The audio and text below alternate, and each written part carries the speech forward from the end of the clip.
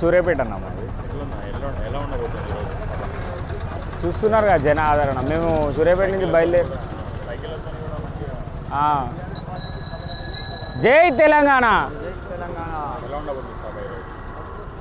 గ్రాండ్గా సక్సెస్. కేసీఆర్ గారు ఊహించినంతగా సక్సెస్ అవుతుందని మేము అనుకుంటున్నాం. మేము ఒక 50 మందితో వస్తున్నాము. ఇంకా మిగతా వాళ్ళు ఉన్నారు, దారి మధ్యలో ఆగినారు, వస్తున్నారు వాళ్ళు కూడా. ఇప్పుడు తెలంగాణలో జరుగుతున్న కాంగ్రెస్ అరాచక పాలనని దాన్ని తిప్పికొట్టడం, ప్రజలకు ఎలా తిప్పికొట్టాలని, అలాగే మనం చేసిన డెవలప్మెంట్ ఏంది, దేనివల్ల మేము ఓడిపోయాము, ప్రజలకు చెప్పలేకపోయాము, మేము చేసిన డెవలప్మెంట్ చెప్పలేకపోయాము. ఇప్పుడు మేము ప్రజలకు అందుబాటులో ఉండాల్సిన సమయం వచ్చింది, అందరికీ ధైర్యం చెప్తాడని మేము అనుకుంటున్నాం.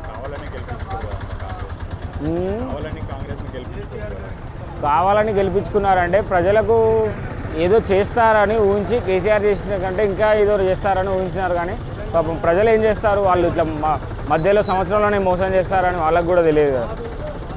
ఏం కాదన్న, ఇంకో రెండు సంవత్సరాలలో మంచి రోజులు రాబోతున్నాయి. కేసీఆర్ గారే మళ్ళీ ముఖ్యమంత్రి అవుతారు.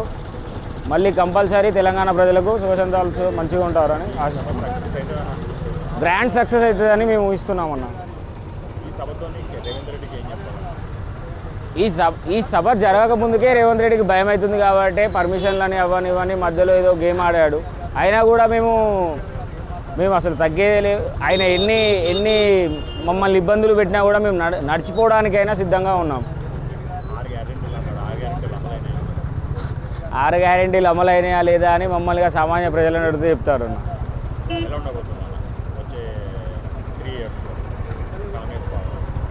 తప్పదన్న, ప్రజలకి కంపల్సరీ ఆల్రెడీ మారిందన్న.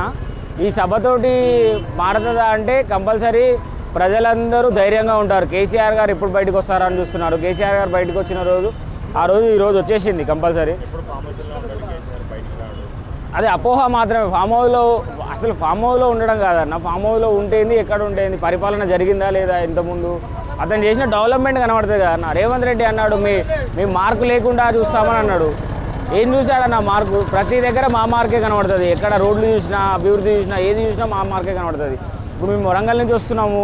ఇప్పుడు వెజ్ నాన్ వెజ్ మార్కెట్ చూసాము. ఇంకొకటి ఏంటి, ఆ కలెక్టరేట్ మేము కట్టించింది. అవన్నీ మనం డెవలప్ చేసిందే కదా. స్టేట్ మొత్తం చేసిండు, నాట్ ఓన్లీ వరంగల్.